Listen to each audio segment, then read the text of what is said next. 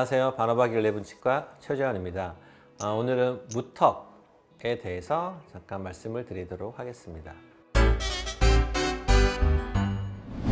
이제 무턱이라고 하면 이제 외관상 봤을 때 턱이 약해 보이는 걸 흔히 말하게 되고요.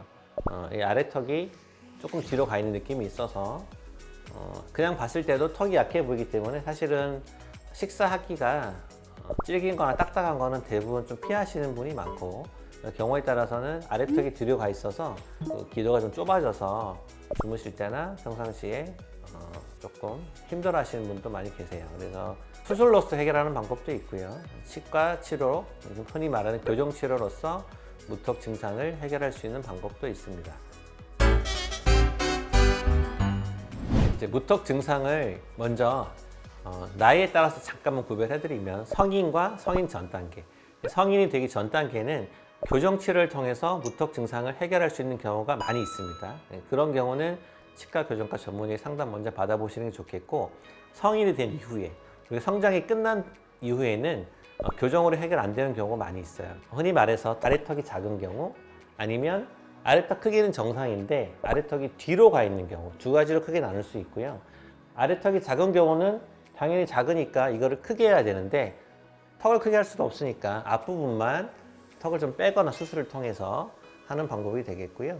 턱이 뒤로 가 있는 경우는 성인에서는 흔치 않지만 그런 경우에는 물론 턱관절 문제가 같이 결부하고 있는 경우가 많고, 치아 교정을 통해서 치아 물림을 바로 잡아주면 턱이 편안하게 앞으로 와서 무턱이 해결되는 경우도 있어요.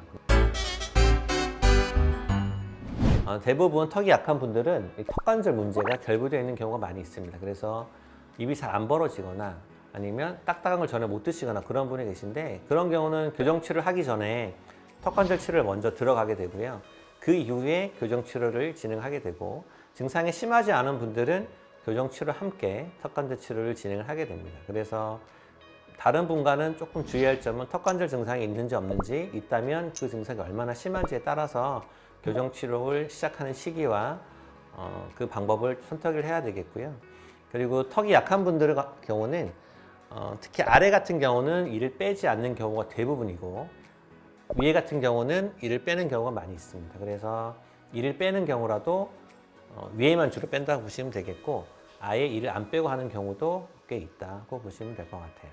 그리고 무턱 교정 치료에 대해서 말씀드렸다시피 이를 빼고 하게 되니까 보통 통상적인 교정 치료 기간과 같다고 생각할 수 있는데, 처음에 설명드린 대로 턱관절 문제가 같이 결부되는 경우가 많아서 교정 치료 도중에도 턱에 불편한 느낌이 들거나 그런 분이 간혹 계세요. 그러면 잠깐 교정 치료를 중단하고 또 턱관절을 안정화시키기 위해서 치료를 하는 경우가 있거든요. 그래서 일반 교정 치료보다는 무턱 환자분의 경우가 치료 기간이 다소 길어질 수 있는 상황이 되겠고요.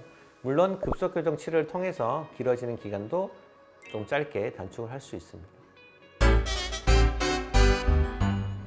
무턱 교정 치료를 통해서 환자분들이 가장 개선이 됐다고 많이 느끼시는 점은 음식이 잘 씹힌다는 거예요. 어금니로 잘 못 드시고 이가 잘 안 물리기 때문에 딱딱한 거나 질긴 걸 잘 못 드시는 분도 교정 치료가 끝나서 치아 물림이 안정화되면 훨씬 잘 드실 수 있고, 또 그로 인해서 또 섭취도 잘 되고 소화도 잘 되는 경향이 많고요.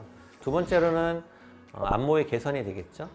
위에 나왔던 입이 들어가고 아래가 조금 살아나는 느낌이 들면서 남성 같은 경우는 조금 더 남성미가 좀 이렇게 더 생기게 되겠고요. 여성분 같은 경우도 아래턱이 너무 들어가 있으면 되게 약한 이미지가 들 수 있는데, 그런 것이 많이 개선되는 것을 볼 수 있고, 무턱 증상이 심해서 수면시나 평상시에도 호흡이 좀 불편했던 분들도 치료를 잘 하다 보면 그런 호흡 곤란 부분도 개선되는 경우도 있습니다.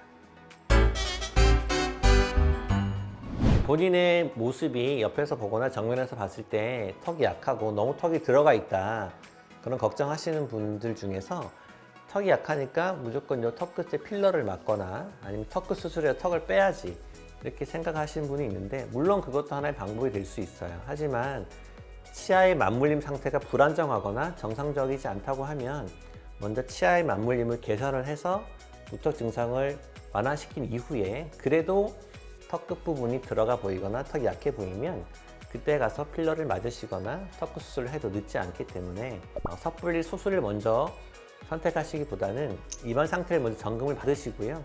입안 상태가 정상이고 좋다고 하면 수술하셔도 되겠지만 입안 상태가 잘 물리지 않고 턱이 약간 뒤로 들어가는 치아 맞물림이라고 하면 그것을 먼저 개선하는 것이 우선이라고 보시면 됩니다.